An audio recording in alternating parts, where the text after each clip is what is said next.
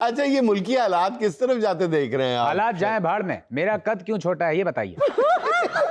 अगर आप जर्नलिस्ट ना होते तो आप क्या होते? अगर मैं साफी ना होता तो मेरी बड़ी सी सब्जी मंडी में एक बड़ी सी आड़त होती और मैं वहां आवाज लगाता, जेड़ा पन्नो लाल है भाई लाल है, लाल है भाई लाल है, लाल है भाई लाल है। सहर में शब बदल रही है, आहा, कब मिलेंगे आप, हमारी उम्र ढल रही है, कब मिलेंगे आप। वाह वाह। फुफो एसी ठीक हो गया आपका? नहीं हुआ तो इधर आ जाए, वोटी के कमरे में बैठे हम सारे।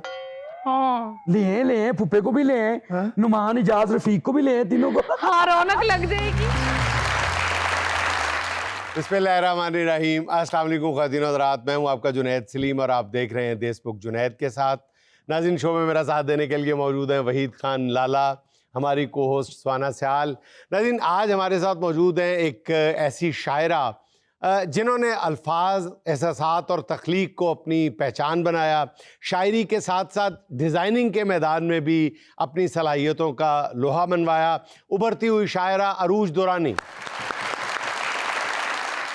लेकिन नाज़रीन, पहले आपको लिए चलते हैं नामवर एंकर शाहजेब खानज़ादा की तरफ। शाहजेब भाई, मेरी बड़ी शदीद ख्वाहिश थी कि आप मेरे शो में तशरीफ़ लाते। आज आपने ये ख्वाहिश पूरी कर दी बिलाखिर। सबसे पहली बात तो ये जुनैद सलीम साहब, मैं आपका भाई नहीं, आप मुझे भतीजा कहें, आप मुझे भांजा कह दें, आपकी और मेरी उम्र में इतना ही फर्क है जितना श्रीदेवी और कतरीना कैफ की उम्र में। बहरहाल, मैं हूँ शाहजेब खानज़ादा, आप देख रहे हैं आज शाहजेब खानज़ादा के साथ, कल तक जावेद चौधरी के साथ, परसों का कोई पता नहीं। अच्छा, ये मुल्की हालात किस तरफ जाते देख रहे हैं आप? हालात जाए भाड़ में, मेरा कद क्यों छोटा है ये बताइए। मेरा और लाला वहीद का कद तकरीबन एक ही है, बल्कि लाला वहीद का कद थोड़ा सा बड़ा है। लेकिन शाहजेब भाई, आपका साफ्ती कद बहुत ऊंचा है। मैं इतना चूचा भी नहीं जुनैद सलीम साहब, मुझे नहीं पता कि आप इस बात को कवर कर रहे हैं, बैलेंस कर रहे हैं। और अब इस जमहूरी माशरे में बैलेंस करने की और कवर करने की रीत को हमेशा हमेशा के लिए दफन करना होगा। बात बड़ी सादा है जुनैद सलीम साहब। अच्छा। आटा बाटा कली कलाटा, जिसने मेरा शो नहीं देखा उसको एक जोरदार चाटा। मैं तो आपका शो बहुत शौक से देखती हूँ भाई, कमाल का शो होता है आपका, और आपकी जो मौजू पे ग्रिप होती है, मजा आ जाता है। लेकिन एक बात है, आप मुझे एंकर से ज्यादा थानेदार लगते हैं। आपने बहुत अच्छा सवाल किया है। देखिए, एंकर के बजाय अगर मैं थानेदार नहीं बनूंगा, लोग मेरी बात को सीरियस नहीं लेंगे। ये अकड़, ये तनतराकी, ये तमतमा, ये तमतमा, ये हम ये गुमगुमा, ये बहुत जरूरी है। इसके बगैर काम नहीं चलता। और जहां तक बात रही थानेदार बनने की, तो मेरे मोहल्ले में एक थानेदार था। मैंने देखा उसका मोहल्ले में बहुत रोब था, दबदबा था, वलवला था, जोश था, जज्बा था। मैंने जस्ट उसको ही कॉपी किया, और मेरे इसी एटीट्यूड की वजह से लोग मुझे सहाफियों का चुलबुल पांडे भी कहते हैं। शाहजेब साहब, आप जैसा सीनियर जर्नलिस्ट जो है वो किस तरफ चल पड़ा है? आप हमारे शो में आए हैं, आप करंट अफेयर्स पे बात करें, पेट्रोल प्राइसेस पे बात करें, आटे की बढ़ती हुई कीमतों में बात करें, उसकी वजूहात बताएं हमें, उसका इलाज बताएं हमें। जी हाँ जुनैद साहब, बिल्कुल। मैं इस हवाले से आपको अपनी कोशिशें और काविशें बताता हूँ। मैंने वजीर पेट्रोलियम से मुलाकात करने की कोशिश की, लेकिन उन्होंने ये कह के मुझे धुतकार दिया कि मैं बच्चों से बात नहीं करता। यही बात मैं दिल में लिए बाहर निकला। मैंने कहा इसका हल तो अब बच्चों के जरिए ही निकलेगा। मैं एक मोहल्ले में गया, वहाँ 4-5 शैतान बच्चे थे। उनको गाड़ी की डिग्गी में ठूंस दिया और गाड़ी चलाना शुरू की। 1 किलोमीटर पेट्रोल पे चलाई, 1 किलोमीटर उन बच्चों से धक्का लगवाया, फिर 1 किलोमीटर पेट्रोल पे चलाई, और फिर बच्चों से 1 किलोमीटर धक्का लगवाया। और जुनैद साहब, मेरी इस छोटी सी काविश से 2 फायदे हुए। एक तो मोहल्ले के बच्चे जो मसरूफ थे, उस मसरूफियत में उस मोहल्ले के लोग सुकून में थे। और दूसरी बात, जो वक्त बच्चों ने अलीना आमिर के ठुमके वाली वीडियो देखने पे लगाना था, जन्नत मिर्जा की फिल्टर वाली वीडियोस देखने पे लगाना था, लाहौर दा पावा अख्तर लावा की वीडियोस देखने पे लगाना था, वो वक्त उन्होंने मुशक्कत में गुजारा। इससे ये फायदा हुआ कि उन्हें थकन हुई, भूख लगी, अब वो खाएंगे तो स्टंटेड ग्रोथ का शिकार नहीं होंगे। दूसरी तरफ ये काम करते हुए मेरी बात अभी पूरी नहीं हुई और ना ही अभी ब्रेक हुई है। नहीं शाहजेब भाई, बताएं ना कि हर अगर मोहल्ले में इतने बच्चे अवेलेबल ना हो तो कहाँ से बच्चे लेके आए पेट्रोल बचाने के लिए? बहुत ही पर्टिनेंट क्वेश्चन, बहुत अच्छा सवाल आपने किया है। इसका जवाब यही है कि आप शादरा शिफ्ट हो जाएं या फिर इमामिया कॉलोनी या फिर फिरोज वाला। वहां पे आपको इतने बच्चे मिलेंगे कि जितने मर्दमशुमारी वालों को भी नहीं मिलते।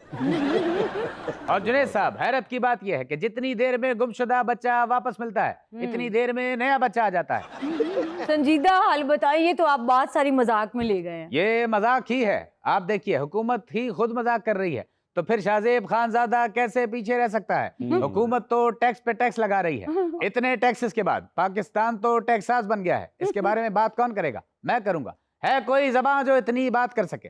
वो जबान मेरी है। अगर पाकिस्तान टैक्स पे कर करके टैक्स हाउस बन गए तो नुकसान बर्दाश्त कर करके, लॉसेस बर्दाश्त कर करके लॉस वेगास क्यों नहीं बन जाता? लॉस वेगास बन जाता अगर जुआ खानों पे छापे ना पड़ते।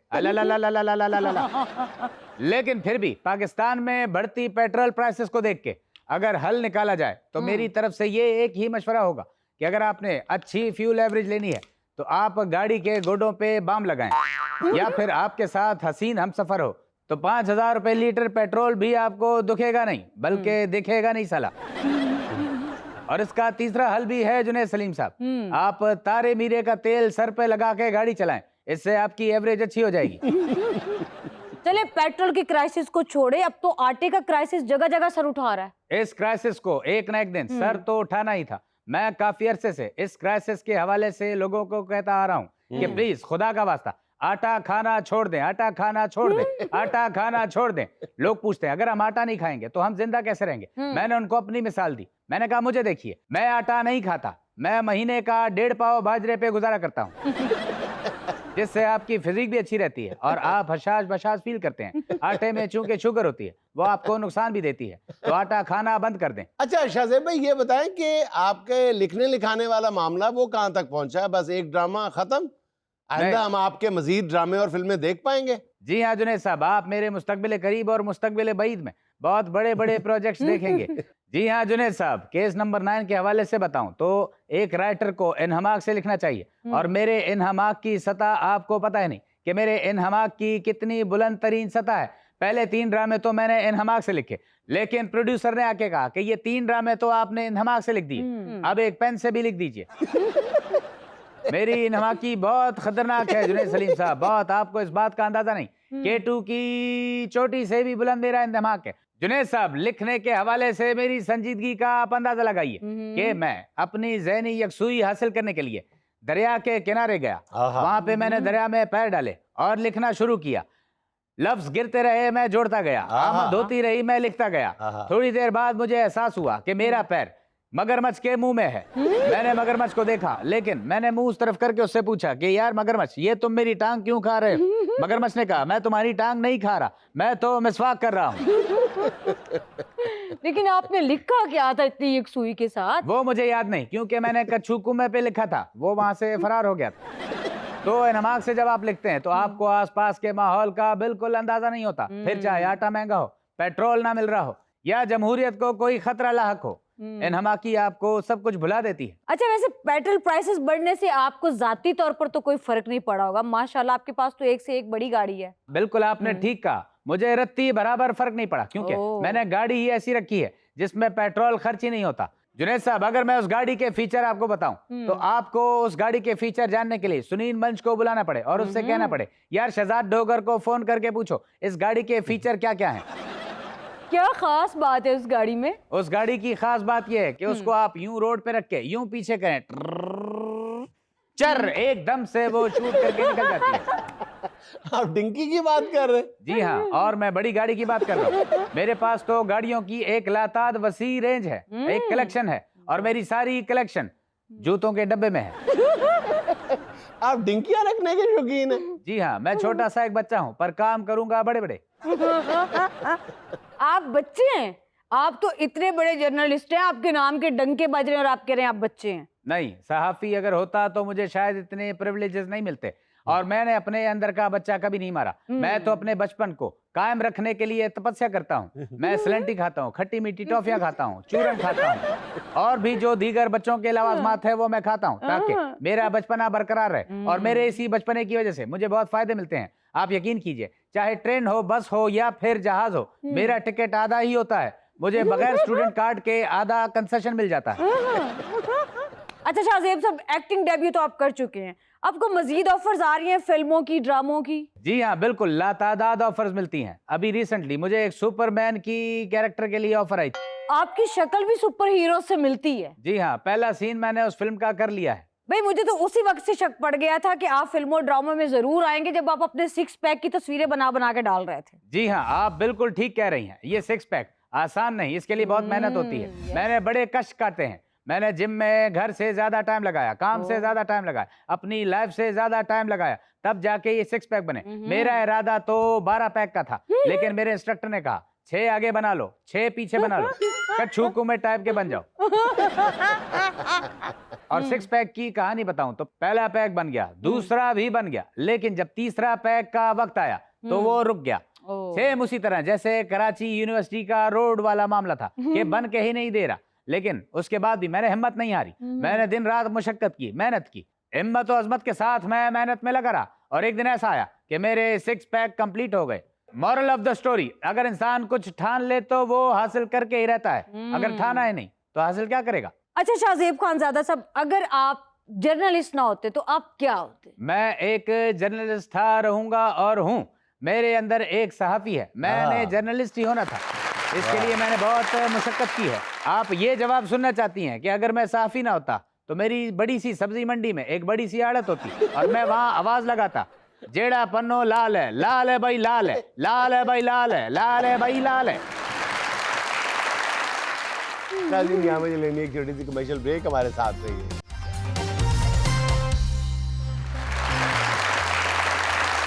अच्छा रूज, एक वक्त था कि कोई शायर कहता था, उसे अपना तारुफ करवाता था, उससे पूछते थे कि जी क्या करते, कहते मैं शायरी करता हूँ। वो तो ठीक है, लेकिन करते क्या हो? जी बिल्कुल। आपसे भी हम यही पूछेंगे, आप करती क्या हैं? सर मैं ग्राफिक डिजाइनर हूँ, अच्छा। और साथ इंटीरियर डिजाइनर भी हूँ। अच्छा। जी जी, तो उसके साथ साथ शायरी का भी इंटीरियर डिजाइनिंग और ग्राफिक डिजाइनिंग जो है वो एज प्रोफेशन साथ रखे हुए हैं जी आप? जी बिल्कुल बिल्कुल। उसमें शायरी डालती हैं या ग्राफिक डिजाइनिंग को शायरी में डालती हैं?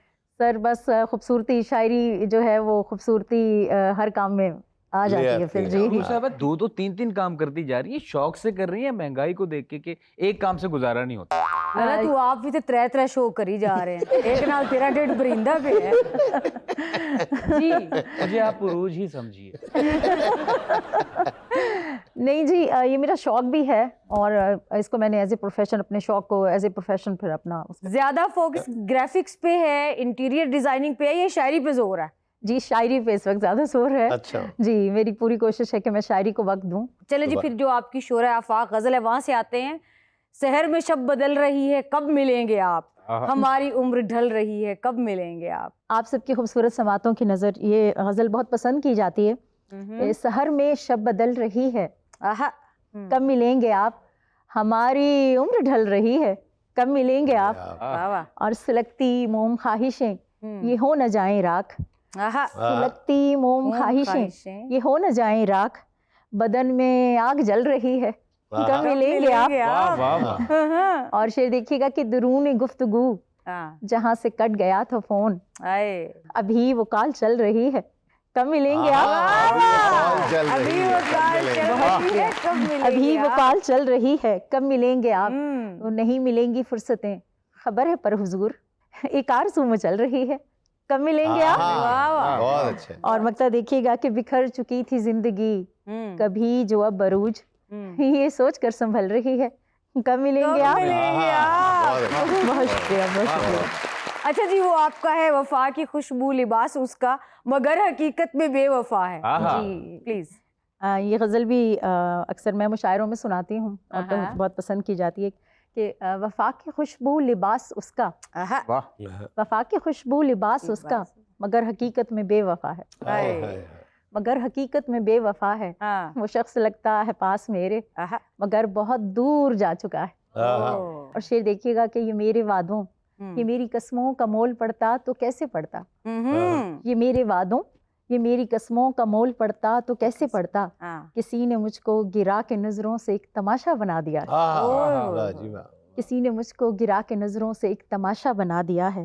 और कसकी मन की छुपाऊं कैसे, ये राज़े वहशत बताऊं कैसे, कसकी मन की छुपाऊं कैसे, ये राज वहशत बताऊं कैसे, बताऊं कैसे कि मेरी नस नस में जहर कैसा ये भर गया है। हाय। और शेर देखिएगा कि मेरे तबस्सुम में दिलकशी है, मेरे तबस्सुम में दिलकशी है, ना उसकी आंखों में रोशनी है। हाय।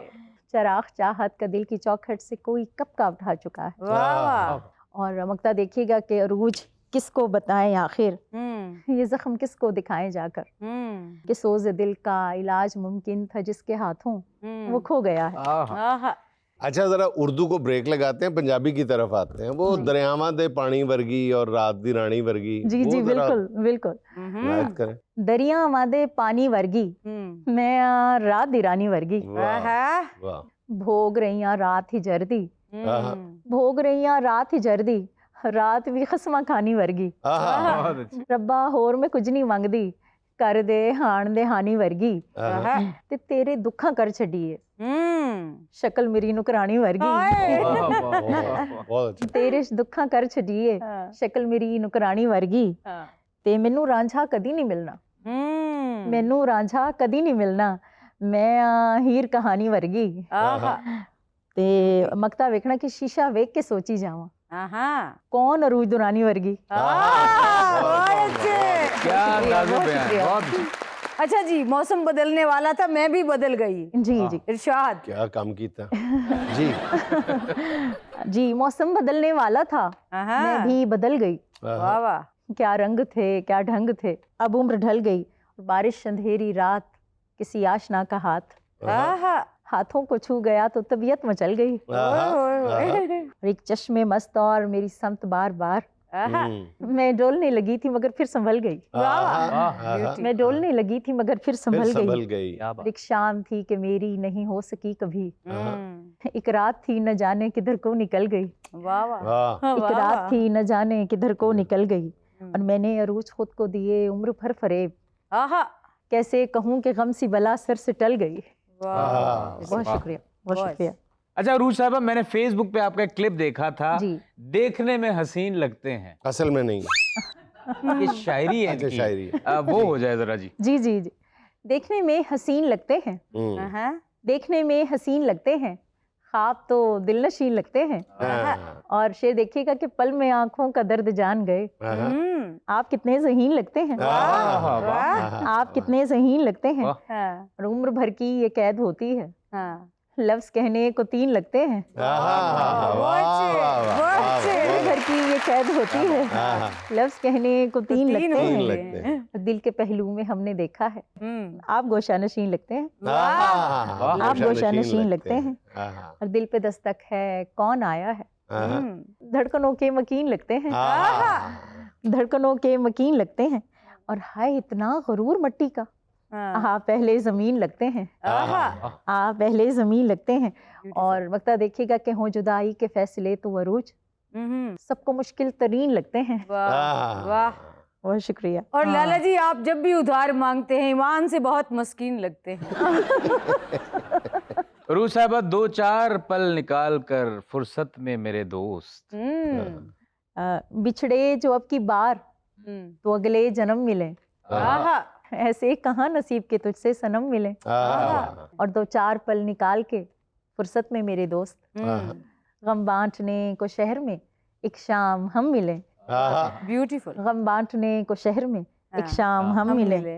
और मुमकिन है अब के धूप हो जाड़े में जून सी, आंखें मला लो हिजर में मुमकिन है नम मिले, आंखें मला लो हिजर में मुमकिन है नम मिले। और इतना करीब देख के शक तो करेंगे लोग, जलने लगी है साथ से दुनिया सो कम मिले, जलने लगी है साथ से दुनिया सो कम मिले। और शेर देखिएगा कि खुलने लगा है बाब जो ऐसा न हो अरूज, लम्हे किसी के साथ के दिल पे रकम मिले। अच्छा अरूज, ये बताएं कि जो हमारे जदीद शोरा हैं उनमें से आपके फेवरेट कौन से हैं? ये सारे काफिया बंदी और तुकबंदी कर रहे हैं। नहीं ऐसा नहीं है। आप पहले तो ये कहें कि मैं खुद जदीद शायरा हूँ। जी, मैं खुद भी जदीद शायरा ही हूँ। तो ये कि अब्दुल्ला ज़रीम हैं, उनके शायरी मुझे बहुत पसंद है, बहुत जी बहुत जी, अच्छे वो बहुत अच्छा कलाम कहते हैं। बहुत एक और हैं अब्दुल्ला, नाम है उनका, अहमद अब्दुल्ला। अहमद अब्दुल्ला, अहमद वो अब्दुल्ला। बहुत अच्छा, बहुत कमाल, ज़बरदस्त, कमाल के शायर। कमाल। जी जी जी, बिल्कुल। तो देखें, इस तरह के बहुत सारे नाम हैं हाँ, जो बहुत सारे बहुत नाम। बहुत अच्छा कलाम कह रहे हैं। इकराम आरफी का नाम क्यों नहीं लिया? आपका मसला क्या है? वो भी तो यंग है। जी बिल्कुल बिल्कुल बिल्कुल। इकराम आरफी सर तो की क्या बात है, कि उनके क्या कहने हैं। उनका कौन सा अंदाज पसंद है आपको? कथक। नहीं जी, उनके जो तरन्नुम में कलाम सुनाते हैं उसके क्या कहने हैं। छोटे बहर की गजल है जी। जी, आपकी समातों की नजर के दर्द किस्मत का जाल लगता है, दर्द किस्मत का जाल लगता है, हाँ। अपना जीना महाल लगता है, आहा, और हिजर घुलने लगा है सांसों में, पल भी हमको तो साल लगता है, आहा, और उनसे यारो जवाब क्या लेते, जिनका चेहरा सवाल लगता है, आहा, बहुत अच्छा, वाह। दोबारा पढ़िएगा। उनसे यारो जवाब क्या लेते, जिनका चेहरा सवाल लगता है। बहुत अच्छा। और ये जो शायर से आप लगते हैं, ये जो शायर से आप लगते हैं, इश्क का कुछ कमाल लगता है। इश्क है, कुछ कमाल लगता है, अच्छा। और शेर देखिएगा कि छू के हिद्दत बढ़ा रहे हैं आप, सुर्ख वैसे भी गाल लगता है। वैसे भी गाल लगता छू के हिद्दत बढ़ा रहे हैं बात। आप, सुर्ख वैसे भी गाल लगता है। दिल के लुटने पे आप खाइफ हैं, दिल के लुटने पे आप खाइफ हैं, यार इतना तो माल लगता है, यार इतना तो माल लगता है। इतना तो माल लगता है। वाह वाह, बहुत शुक्रिया, बहुत अच्छा। बहुत शुक्रिया। अच्छा जी, अब बारी है सुहाना का सवाल 4 ऑप्शंस के साथ, जी एक आपने सेलेक्ट करना है। जी जी। अगर आमद का सिलसिला रुक जाए तो फ्रेश होने के लिए कहाँ जाना पसंद करेंगी? Option number 1, shopping mall, beauty salon, cafe, नानी के घर। मैं जी शॉपिंग मॉल जाऊंगी। शॉपिंग मॉल में क्या शायरी करेंगी आप जाके? वैसे क्या आमद होगी और क्या शेर कहेंगी आप? ये बस एक, मैं तो आप समझ लें कि मुझे शॉपिंग का सर, है ये तो थोड़ा। आपको जी। लगता है ना, वहाँ जाके कलर, मेकअप, कपड़े, हर हाँ। चीज में आए, हाय हाय, क्या जी, कहने, बिल्कुल, बहुत वेरी गुड। कीमत पूछने से पहले पहले। जी जी जी बिल्कुल बिल्कुल। अच्छा जी, आपकी वो भी एक गजल है, मन में प्यार के फूल खिलाए एक जमाना बीत गया। जी, मन में प्यार के फूल खिलाए एक जमाना बीत गया, आहा, बरखा रुत में प्यास बुझाए एक जमाना बीत जमाना गया, आहा। और दिल ने इतने झूठ सहे हैं, दिल ने इतने झूठ सहे हैं, एक दिलासा और सही, वाह वाह, दिल ने इतने झूठ सहे हैं, एक दिलासा एक और दिलासा सही। और सही, बहुत अच्छा इस किया। पागल को ख्वाब दिखाए एक जमाना बीत गया। आहा, बहुत अच्छा। और शेर देखिएगा कि साजन हल्की आंच का मन को ताप लगाकर छोड़ गए, आहा, भीतर भीतर आग जलाए एक जमाना बीत गया, आहा, बहुत अच्छा। भीतर भीतर आग जलाए एक जमाना बीत गया, और यारो अब तो वस्ल की बातें एक गुमा सा लगती हैं, प्रेम नगर से लौट के आए एक जमाना बीत आहा। गया, वाह वाह, शहजादे के साथ मोहब्बत ख्वाब थले की नाच सखी, आंखों का हर ख्वाब सुलाए एक जमाना बीत गया। बहुत शुक्रिया, बहुत अच्छा, शायद ये क्यों कहते हैं, ये शेर देखिएगा, देखिए क्या मतलब, शेर सुनिएगा क्यों नहीं कहता? हाँ, सुनिएगा कहना चाहिए वैसे तो। और लाला डर के शेर देखने के चक्कर में यूं हो जाता है कि मेरा शेर। नाज़रीन, यहाँ मुझे लेनी एक छोटी सी कमर्शियल ब्रेक, हमारे साथ रहिए।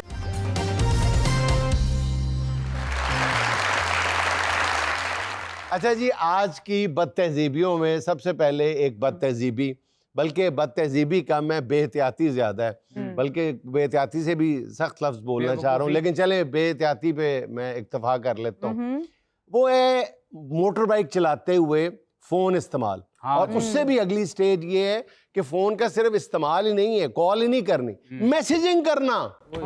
अच्छा, अब आप कहेंगे जी कि आप बाइक का जिक्र कर रहे हैं, कार चलाने का जिक्र क्यों नहीं कर रहे? कार चलाते हुए भी तो मैसेजिंग करना या फ़ोन का इस्तेमाल वो गलत है, लेकिन उतना खतरनाक नहीं है जितना बाइक चलाते हुए। और ऐसे ऐसे वो करतब दिखा रहे होते हैं, मुझे तो समझ नहीं आती मोटरसाइकिल चला कैसे लेते हैं, और मोटरसाइकिल भी चल रही होती है, मैसेजिंग भी चल रही होती है। वो इतना आदी हो जाते हैं, और ये बहुत बड़ी ये खतरे से खेलते हैं और लोग। यकीन करो कानून का इतना एहतराम करते हैं कि ट्रैफिक वार्डन के डर से उन्होंने हेलमेट पहना होता है, हाँ। हेलमेट के अंदर मोबाइल फंसाया होता है। बिल्कुल सही हाँ, कहा। बिल्कुल। बहुत खतरनाक। ये आपने मुशाहिदा आपने खुद देखा होगा, हाँ, इतना हाँ, बारीकी से आप कह रहे हैं। हाँ। ऐसा करते हैं भाई लोग। जब आप देख लेना कि आप जा रहे हैं तो किसी ने यूं किया हुआ हाँ है जी। और मोटरसाइकिल चला रहा है। अच्छा, वो मैं भी समझ रहा हूँ उसकी गर्दन का मसला है। हाँ सर वैसे इस बदतहजीबी को सुनते हुए मेरे जहन में एक आइडिया है। क्या?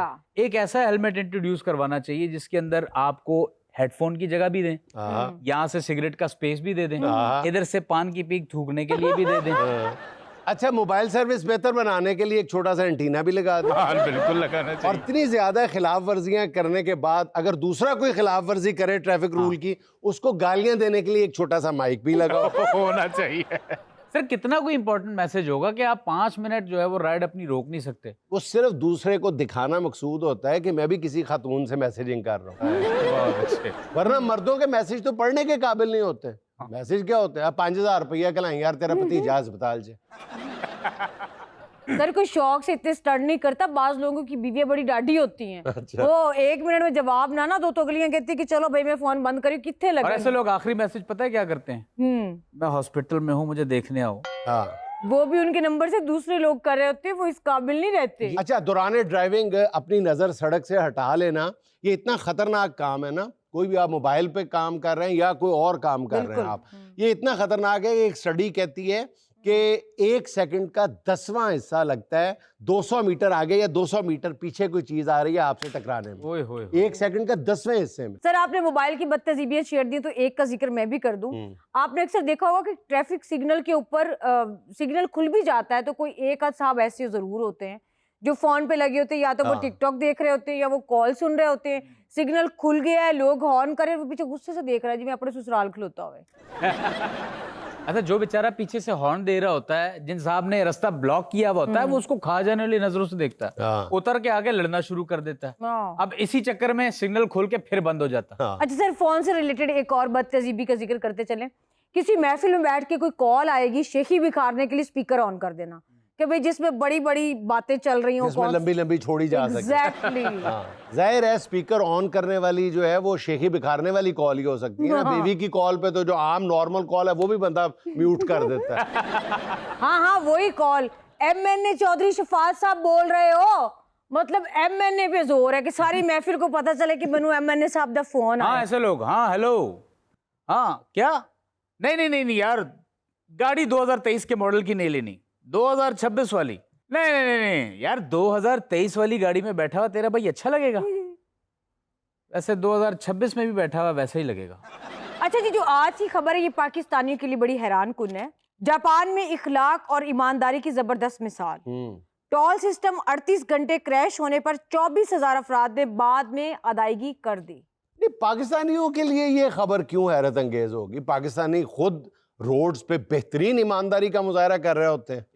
जब आप कभी गन्ने की ट्रॉली जाते हुए देखते हैं, पीछे जो 5-6 बच्चे लटके होते हैं, गन्ने खींच रहे होते हैं, वो ईमानदारी का मुजाहरा तो कर रहे होते हैं। पूरी ईमानदारी के साथ ट्रॉली को उसकी मंजिल तक पहुंचा के आते हैं। और पोल्ट्री की कोई गाड़ी में से एक चूचा अगर बाहर निकल आए ना, सारी कौम उसकी हिफाजत पे लग जाती है।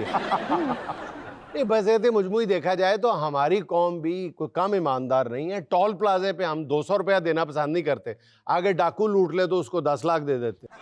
सर ऑयल टैंकर उलट जाए या लीक हो जाए, फिर हमारी कौम की ईमानदारी सड़कों पे ऐसे ऐसे तैर रही होती है। और कितने खौफनाक हादसा पेश आ चुके हैं। बहुत। लेकिन ऐसी उलुल अज़्म कौम है कि रत्ती बराबर भी फर्क नहीं पड़ता, बल्कि दुआ करते हैं। कोई ट्रॉलर गुजर रहा हो तो दुआ करते हैं कि या अल्लाह उल्ट जाए, या अल्लाह उल्ट जाए। सर मैं तो टोल पे ना ईमानदारी का मुजाहरा करता हूँ। कहते हैं हाँ जी, मैं कहता हूँ स्टूडेंट।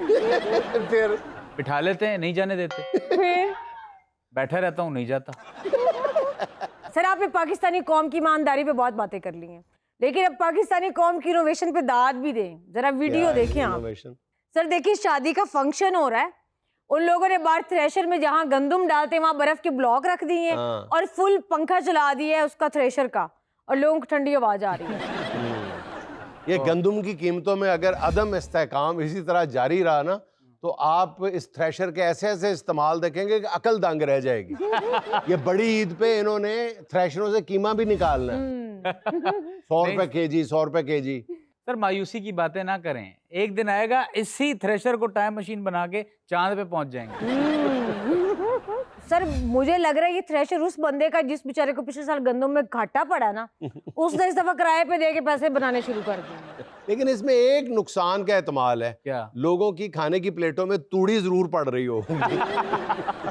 सर इस थ्रेशर दे के लेंस ला के अगले साल इन्होंने ईद चांदवी थू ही देखा। सर बस दुआ करें ये वाली टेक्नोलॉजी मुल्क से बाहर नहीं जानी चाहिए। चली भी गई तो उन्होंने गालियों समेत वापस कर देने। सर देश की माजी में आज हम बात करेंगे लैंडलाइन फोन कल्चर की, और मैं पूरे PTCL के जो फोन होते हैं। एग्जैक्टली आप यकीन करो कि अगर आज आप किसी 14-15 साल के बच्चे को उसकी तस्वीर दिखाएं ना उन टेलीफोन्स की, तो मेरा ख्याल 90% पहचान ही नहीं पाएंगे। वो कहेंगे जी पैसे जमा करने वाली गुल्लक है ये। यस। और उनको अंदाजा नहीं है कि हमारी जिंदगियों की क्या क्या यादें उस फोन से जुड़ी हुई हैं। हाँ। और तो और कोई फोन नहीं आता था ना, तो सिर्फ 0 डायल करके उसकी वापस आने का आवाज का मजा लेते थे। यस। सर मुझे तो ये इतना एक्साइटेड लगता था जब बेल बजती थी, तो सारे घर वालों की दौड़े लग जाती थी कि पहले मैं फोन पिक कर लूं। अच्छा, जब लैंडलाइन फोन इब्तदा में था तो उस वक्त फोन लगवाना जुए शीर लाने के मतरादफ था। हाँ जी। बाकायदा उस वक्त MNA MPS की सिफारिशें हुआ करती थी फोन कनेक्शन लेने के लिए। सर साल साल एप्लीकेशंस पेंडिंग पड़ी रहती थी। और सर जिनके घर फोन लग जाता था उनके घर को बड़ा घर समझा जाता था मोहल्ले में। अब पता नहीं जिस घर में फोन लगता था उनकी खुशनसीबी होती थी या बदनसीबी, सारे शहर की कॉलें उनके घर आती थी, सारे मोहल्ले की कॉलें उनके घर आती थी। बड़ी दोपहर में नारोवाल वाली पुप्पो बीमार हैं, कॉल आ गई।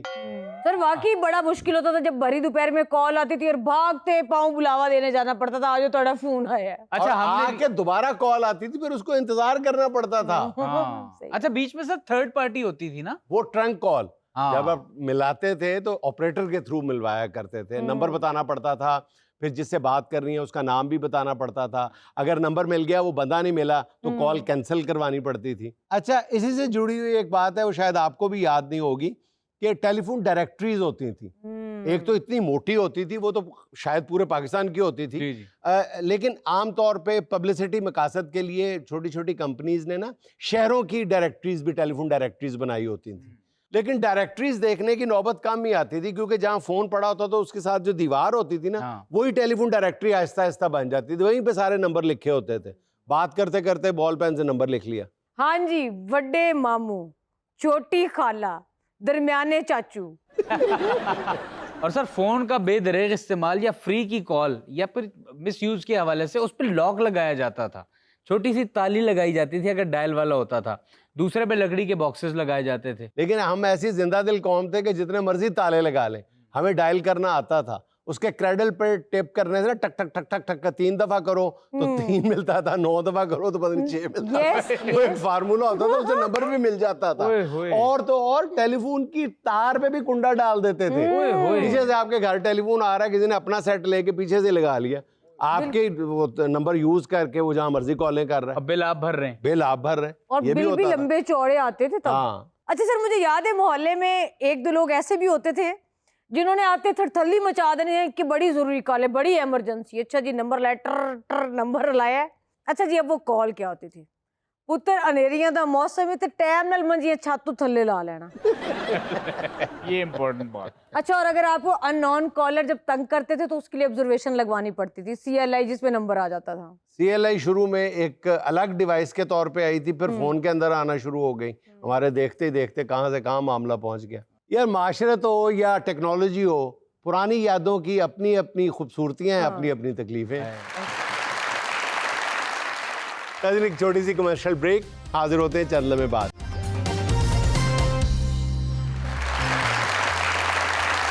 नाज़रीन, शादी ब्याह वाले घर में वसाइल का ज़िया रिश्तेदार अपना हक समझ के करते हैं, उसकी एक झलक आपको दिखाते हैं आज के अपने स्किट में। हाय मोहसिन, ये तो हमारे कमरे में टिकी हुए पड़े हैं, हम कहाँ जाएंगे? भाभी, साथ वाले कमरे में 4 पहिए खाली, आप उधर चले जाएं। मजाक कर रही है, मजाक कर रही, बस अभी चले जाएंगे। बाबा ने जहेज में AC दे के गलती कर दी है। नहीं गुड्डो, बाबा ने रिश्ता दे के गलती करती है। वैसे बातों की बातें, आज तक हम किसी के घर में टिकी नहीं हुए, हम कोई AC के भूखे नहीं है। 4 AC लगे हुए हमारे घरों में, बंद। हाँ, सिर्फ चलते नहीं। बोले तो बात सही कह रहा है। कौन कहता है चवी तेसी चलाओ? जी। क्यों? हर बंदे ने खापा ऐसी चवी तेसी चलाओ, चवी तेसी चलाओ। ਇਹ ਜਿਹੜਾ ਮਜ਼ਾ 16 ਦੇ ਵਿੱਚ 24 ਦੇ ਕਦੋਂ ਆਉਂਦਾ ਹੈ ਟੀਨੇਜ ਦਾ ਮਜ਼ਾ ਹੀ ਆਪਣਾ ਉਹ ਭਾਈ ਮੈਨੂੰ ਤੇ ਅੱਜ ਪਤਾ ਲੱਗਾ ਕਿ ਏਸੀ 16 ਤੇ ਵੀ ਹੁੰਦਾ ਹੈ ਤੇਰੇ ਘਰ ਜਿਹੜਾ ਏਸੀ ਲੱਗਾ ਉਹ 'ਚ 36 ਹੈ भाईजान अपने घरों में जाके 16 पे चलाए ना, इसका बिल भी आता है। ਉਹ ਤੇਰਾ ਤੋੜ ਹੋ ਗਿਆ ਰੋਂਦੂ ਜਿਹਾ ਨਹੀਂ ਨਹੀਂ ਤੋੜ ਕਦੋਂ ਹੋਇਆ ਹਲੇ ਤੇ ਜੋੜ ਨਹੀਂ ਹੋਇਆ ਜੀ ਸਾਡਾ ਮੈਂ ਤਾਂ ਸ਼ਰਤ ਲਾਈ ਕੀ ਹੈ ਇੱਕ ਇੱਕ ਬੋਤਲ ਲਾਣੇ ਆ ਜੀ ਪੈਟਰੋਲ ਦੀ ਨਹੀਂ ਬੁਰੀ ਗੱਲ ਹੈ ਵੱਡਾ ਭਰਾ ਹੁਣ ਤੇਲ ਛਿੜਕ ਕੇ ਅੱਗ ਲਾਵੇ ਬੁਰੀ ਬਾਤ ਹੈ ਕੀ ਕਰਨੇ ਪੀਣਾ ਨਹੀਂ ਲਾਣੇ ਬੋਤਲ ਚੱਲ ਠੀਕ मून भाई, हाँ जी ये आखिरी गेम है ना आपकी? नहीं नहीं बेस्ट ऑफ 6 लगा हुआ है अच्छा, बेस्ट ऑफ 6 का लास्ट नो फाइनल नो है। नो फर्स्ट ये मगरिब तक जाएगी गेम ਉਸ ਤੋਂ ਬਾਅਦ ਇਨਸ਼ਾਅੱਲਾ 2-3 ਵਜੇ ਤੱਕ ਅਸੀਂ ਖੇਡਾਂਗੇ ਤੇ ਫਿਰ ਸੌਣ ਦੀ ਤਿਆਰੀ ਕਰਾਂਗੇ ਇੱਥੇ ਹੀ हाय हाय शफकत आप सो जाए ना, आपकी नींद डिस्टर्ब हो रही है। ਓਏ ਆਹੋ ਯਾਰ ਮੈਨੂੰ ਤਾਂ ਯਾਦ ਹੀ ਨਹੀਂ ਆ वो असल में ना आपकी भाईजान की तबीयत ठीक नहीं ना रहती।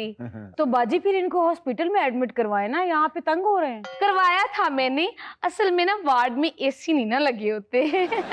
और यहाँ पे भी जो ऐसी इसको स्विंग पे तो करो यार सिर्फ उतनी ही बात दे रहे हैं हाँ, स्विंग पे भी करो इसको स्विंग पे ही है भाई। अब ज्यादा लोग हो ना कमरे में तो हवा भी इतनी नहीं आती, भाई कूलिंग कम होती है। हाँ लोग वाकई ज्यादा यार तुम जरा बाहर बैठो ना जाके एसी वालों ने ये मियाँ बीवी के लिए एसी बनाया था, जलसा आम के लिए नहीं बनाया था। एसी की बरकतों से आज हम सब इकट्ठे बैठे हुए हैं। नहीं नहीं वाईफाई बंद करो फिर भी सारे इकट्ठे हो जाते हैं नहीं ਅਸੀਂ ਤੇ ਏਸੀ ਲਈ ਨਹੀਂ ਅਸੀਂ ਤੇ ਆਪਣੀ ਭਰਜਾਈ ਲਈ ਬੈਠੇ ਆ ਏਸੀ ਤੇ ਸਿਰਫ ਬਹਾਨਾ ਹੀ ਬਣਿਆ ਜੀ मौत दा ਹਾਏ ਅੱਲਾ, ਨਵੇਂ ਏਸੀ ਦੇ ਨਾਲ ਤੇ ਸੈਲਫੀ ਲਈ ਨਹੀਂ, ਜ਼ਰਾ ਸੈਲਫੀ ਲੈ ਕੇ ਅੱਜ ਸਟੇਟਸ ਤੇ ਪਾਵਾਂ। ਔਰ ਇਹੋ ਜੀ ਏਸੀ ਦੇ ਥੱਲੇ ਆ ਕੇ ਫੌਤ ਹੋ ਜਾਂਦੀ ਹੁੰਦੀ भाभी को भाई ने मुंह दिखाई में दिया है नया एसी। खुदा का खौफ करो, ये एसी मेरे बाप ने जहेज में दिया है मुझे। तुम्हारे भाई ने तो मुंह दिखाई में ये दिए जो मुंह दिखाने के काबिल भी नहीं है। चलो कोई नहीं, वो बच्ची अपलोड कर रही है स्टेटस में, लोगों को क्या पता इस बात का। झूठ बोलते हैं तुम्हारे घर वाले। अच्छा वैसे बाजी को बंदा ये भी नहीं कह सकता इसकी पट्टी थोड़ी नीचे करो एसी काफी ऊपर लगा हुआ है ना शुक्र है मेरे बाप ने जहेज में गाड़ी नहीं दी, वरना इन्होंने तो गाड़ी में से निकलने का नाम नहीं था लेना। वैसे समझदार के लिए इशारा काफी होता है, आप सब समझदार हैं। इशारा कब करी हूँ, बहुत ऊंचा बोल रही हूँ मैं। नहीं, मैं उनको मुहावरतन कह रहा हूँ। पता है भाभी, जब मैं नई नई बिहार के इस घर में आई थी ना, 2 ट्रक लाई थी जहेज के, फिर रखने की जगह नहीं थी तो मैंने वापस भेज दिए। बाजी वही ट्रक ना जिसके साथ धागा बांध के चलाते हैं बच्चे। मौसम याद है नहीं, और याद है जब हम क्रिकेट खेलने गए थे मैंने कहा ना मुझे नहीं याद यार, छोड़ दो इस बात को। ये सिर्फ कमरे में रहने के लिए लंबे लंबे किस्से छेड़ना चाह रहा है मोटू। जब क्रिकेट खेलने गए थे हाँ। और परली टीम के कप्तान ने तुझे मारा था कब? मैंने विकेटें निकाल ली मैं कहा आओ मेरे भाई को हाथ लगाओ फिर उन्होंने हाथ नहीं लगाया था इसे नहीं पैपों से मारा था इसे अच्छा चलो ठीक है ना, बात खत्म हो गई। नहीं नहीं पूछो तो सही पाइप किसने दिए थे उनको यार नहीं मुझे पूछना, बस। मैंने दिए थे क्योंकि वो मुझे भी मारने लगे थे भाई बात सुन दे देख मुझे सारा याद आ गया। हाँ तूने बचाया था मुझे, इसने मुझे बचाया था, मेरी लड़ाई हुई थी। छोड़ो इनको भाभी, आपको पता है बचपन में मैं दरख्त के नीचे खेल रही थी, मुझे जिन चमड़ गए थे और 3 याद आए यार दौरे पड़ते थे और 3 महीने तक मुझे जिन चमड़े रहे। मैं आपको 3 महीने का पूरा स्केड्यूल सुनाती हूँ। नहीं नहीं 3 महीने में जाने की जरूरत नहीं, ऐसे चिमटे होंगे ना जैसे आप सब लोग एसी को चिमटे हुए हैं। वो देखो भाभी, एसी में कितना सुकून है, जेब को नींद आ गई है पीछे। जेब देखो बैठा बैठा सोया हुआ है, आप अपने कमरे में जाके सो।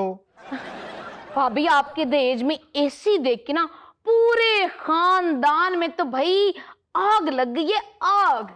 एसी का मिस यूज होता देख के मुझे आग लग गई है, और इसी तरह मुसलसल एसी चलता रहा ना तो इसको भी आग लग जाएगी। फुफो की कॉल आ गई। जा रही हो? हाँ जी फुफो फुफो बाहर जाके सुन ले, सिग्नल कम है मेरा ख्याल है। नहीं यहाँ आवाज HD आ रही है जी फुफो फुफो एसी ठीक हो गया आपका नहीं हुआ तो इधर आ जाए, वोटी के कमरे में बैठे हम सारे। हाँ ले फुफे को भी ले नुमान इजाज रफीक को भी ले तीनों को। हाँ रौनक लग जाएगी। इधर मजा लेंगे, ढोलकी बजाते हैं। फुफो आ जाए ऊपर आवाज। और नहीं कुछ कहती फुफो, नहीं एसी का मजा ही कुछ और है। 16 पे चल रहा है, गरारियां घर घर घूम रही हैं। भाभी वैसे मानना पड़ेगा, आप इंटीरियर के साथ मैचिंग एसी लाई हैं। आपका सेंस ऑफ ह्यूमर बहुत अच्छा है। Sense of aesthetics. अच्छा गुड्डो अपनी तालीम कितनी है? ए जिन्नी भी सी बर्बाद हो गई है।